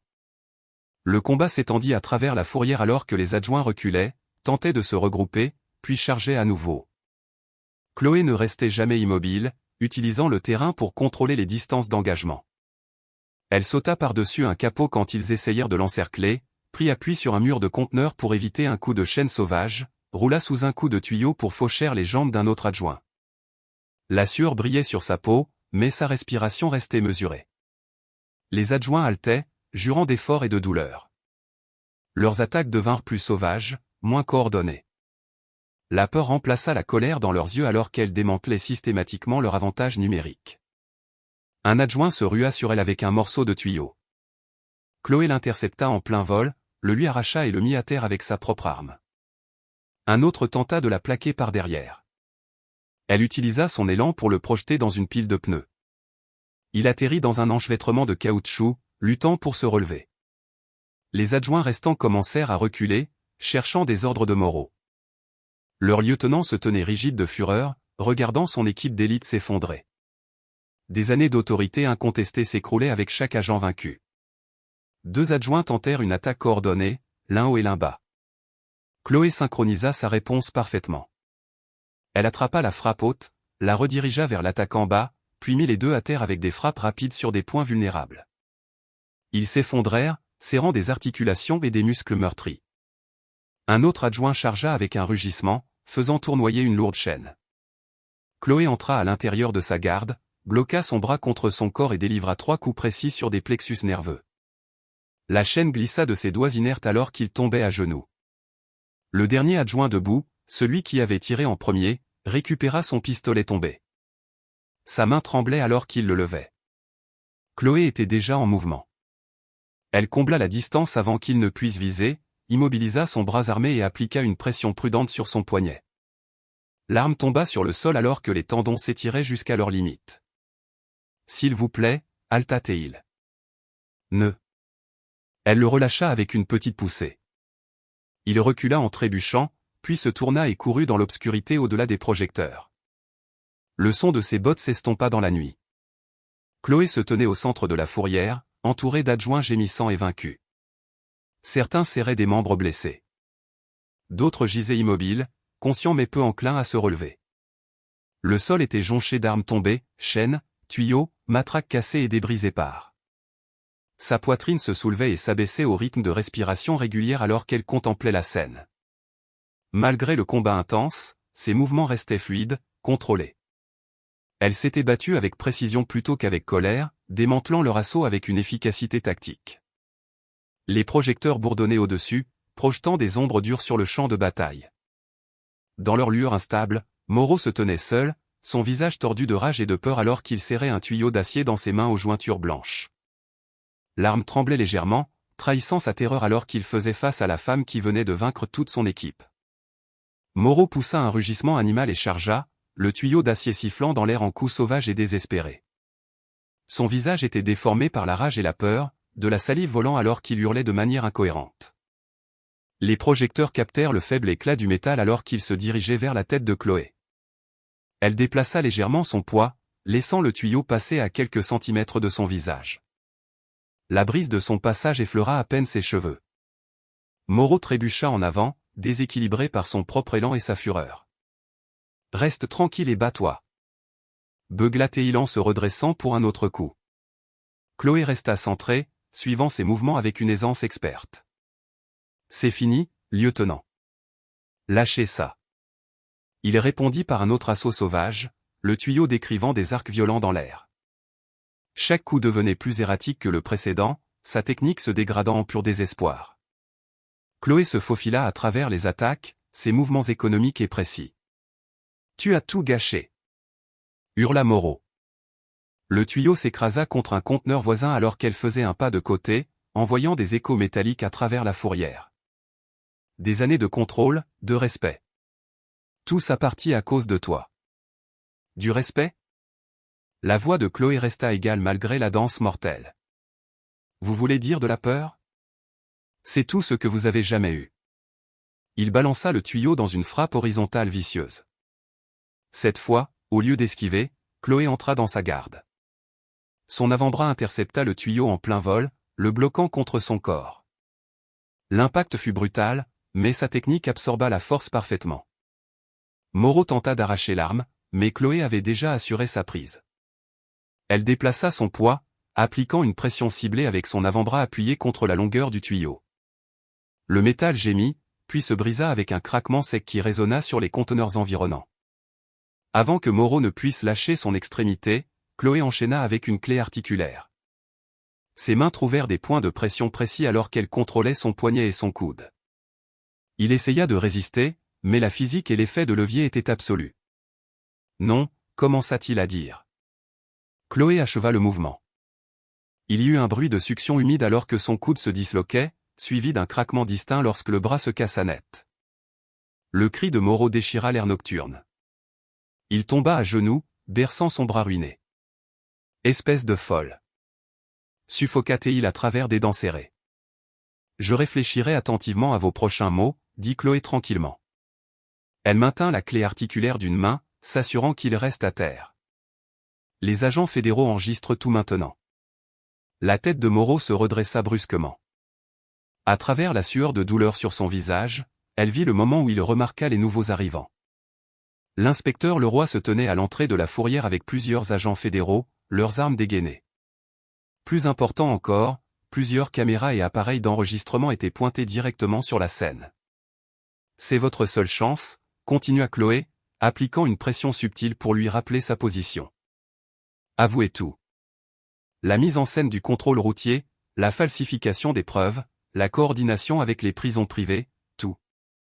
Je ne sais pas de quoi vous. Il s'interrompit avec un hoquet de douleur alors qu'elle déplaçait légèrement sa prise. Mauvaise réponse. Sa voix resta stable. Commençons par les enregistrements de caméras embarquées que vous avez effacés. Expliquez-nous exactement comment cela s'est passé. Moreau essaya de se tortiller pour se libérer, mais la clé articulaire était absolue. La sueur coulait sur son visage alors qu'il regardait frénétiquement entre Chloé et les agents fédéraux qui avançaient. Sa résistance s'effondra. Très bien, cracha-t-il. J'ai ordonné l'effacement des enregistrements. J'ai demandé à un technicien d'effacer tout le système pour couvrir nos traces. Et la raison du contrôle initial? Son rire était amer, teinté de douleur. On les cible tous. N'importe quel maghrébin dans une belle voiture est arrêté, fouillé, inculpé si possible. Ça maintient les établissements privés pleins. Ça fait couler les pots de vin. Qui d'autre est impliqué? Lança le roi en s'approchant, enregistreur tendu. La moitié du service. Le juge Lambert. Le procureur. Les mots de Moreau sortaient maintenant en cascade, son sang-froid brisé. Ils prennent tous leur part. On fait ça depuis des années. Chloé maintint la prise alors que le roi se rapprochait, documentant chaque détail autour d'eux. Les agents fédéraux sécurisaient les adjoints conscients, lisant leurs droits et passant les menottes. Des équipes médicales commencèrent à arriver pour soigner les agents plus sérieusement blessés. « Et ma mère » demanda Chloé tranquillement. « L'arrestation bidon ? Une assurance ?» Moreau grimaça. « On pensait pouvoir vous faire pression pour que vous lâchiez l'affaire. On aurait dû mieux savoir. On aurait dû voir ce que vous étiez quand vous avez mis mes hommes à terre le premier jour. » Des gyrophares rouges et bleus commencèrent à balayer la fourrière alors que d'autres véhicules de police arrivaient. Les couleurs clignotantes peignaient des motifs surréalistes sur les armes éparpillées et les adjoints tombaient. Les équipes de la police scientifique entrèrent, photographiant et documentant la scène. « Ça suffira pour l'instant, » dit le roi en arrêtant l'enregistrement. Il fit un signe de tête aux agents voisins. « Emmenez-le. » Deux agents fédéraux s'approchèrent avec des menottes. Chloé relâcha la clé articulaire en douceur, reculant alors qu'il sécurisait Moreau. Il chancela sur ses genoux, pâle et en sueur, pendant qu'il lui récitait ses droits. « Ce n'est pas fini » siffla-t-il alors qu'il le relevait. « Vous n'avez aucune idée de qui vous avez en face de vous. »« En fait, » dit le roi, « nous avons exactement ce dont nous avons besoin. Vos aveux, plus les preuves que nous avons recueillies. Tout votre réseau est fini. » Ils commencèrent à emmener Moreau. Son sang-froid se brisa complètement alors que la réalité de sa situation le frappait. Il se mit à crier, lançant des menaces et des obscénités qui résonnèrent sur les conteneurs. Chloé resta immobile, regardant alors qu'il le traînait vers un véhicule en attente. Les gyrophares projetaient des ombres alternées sur son visage. Elle resta silencieuse, son expression neutre alors que les cris de Moreau s'estompaient dans la nuit. Autour d'elle, la fourrière s'était transformée en une véritable scène de crime. Des marqueurs de preuves parsemaient le sol. Des photographes documentaient les adjoints tombés et les armes éparpillées. Les agents fédéraux se déplaçaient avec détermination, sécurisant les suspects et recueillant des témoignages. Le système corrompu que Moreau avait construit était démantelé pièce par pièce sous les lumières clignotantes. La lumière du matin filtrait à travers les hautes fenêtres du bâtiment fédéral, projetant de longues ombres sur le sol poli. Chloé était assise dans le bureau de l'inspecteur Leroy, une tasse de café intacte refroidissant sur le bureau devant elle.